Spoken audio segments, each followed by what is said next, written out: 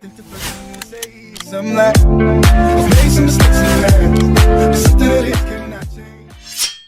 Friends, आज के इस भाग में हम आपको सर्वाइकल स्पाइन लेटरल प्रोजेक्शन के बारे में डिटेल से जानकारी देने वाले हैं। यहाँ हम जानेंगे कि cervical spine lateral supine projection किन परिस्थितियों में किया जाता है, इसे करते समय किन किन विशेष बातों का ध्यान रखना चाहिए तथा अगर इस प्रोजेक्शन से चाहे गए परिणाम ना मिले तो अल्टरनेट प्रोजेक्शन कौन कौन से होते हैं, कौन कौन से अल्टरनेट प्रोजेक्शन किए जा सकते हैं। मैं अशोक कुमार सैनी रेडियोग्राफी इन हिंदी यूट्यूब चैनल पर आपका स्वागत करता हूँ।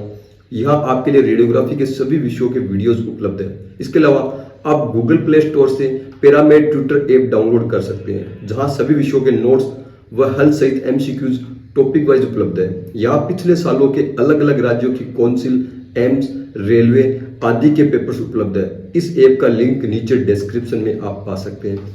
ट्रॉमा केसेस में पेशेंट की स्थिति को देखते हुए यह कई बार आवश्यक होता है कि पेशेंट की जांच कैजुअलिटी ट्रॉली पर ही की जाए। पहले पेशेंट को बिल्कुल भी हिलाए बिना सर्वाइकल स्पाइन का लेटरल सुपाइन प्रोजेक्शन किया जाता है। इस रेडियोग्राफ को मेडिकल ऑफिसर के द्वारा जांचा जाता है, जिससे पता चल सके कि अगले प्रोजेक्शन के लिए क्या पेशेंट की गर्दन को हिलाया जा सकता है। इस प्रोजेक्शन के लिए पेशेंट सामान्यतः सुपाइन पोजीशन में ही ट्रॉमा ट्रॉली पर आता है, क्योंकि गर्दन में संभावित फ्रैक्चर के कारण वो गर्दन को हिलाने डुलाने की अवस्था में नहीं होता है। C71 जंक्शन या सर्वाइकोथोरेसिक जंक्शन देखने के लिए यह आवश्यक होता है कि पेशेंट अपने शोल्डर डिप्रेस अवस्था में रखे, वो अपने शोल्डर को नीचे की ओर रखे ताकि C71 जंक्शन आसानी से दिखाई दे सके। एक CR कैसेट को या तो वर्टिकल रखा जाता है या इरेक्ट कैसेट होल्डर में पेशेंट के गर्दन के एक साइड में रखा जाता है। कैसेट के ऊपरी सिरे को ईयर पिन्ना के ऊपरी लेवल के ऊपर रखा जाता है। अगर आर्म में कोई इंजरी नहीं हो तो शोल्डर को और ज्यादा डिप्रेस करने के लिए एक या दो प्रशिक्षित व्यक्तियों के द्वारा आर्म को कोडल ट्रैक्शन दिया जाता है। इसके लिए डिपार्टमेंटल लोकल प्रोटोकॉल्स और रूल्स का पालन किया जाता है। इस अवस्था में नेक पर एक हॉरिजॉन्टल कोलिमेटेड एक्सरे बीम काम में ली जाती है।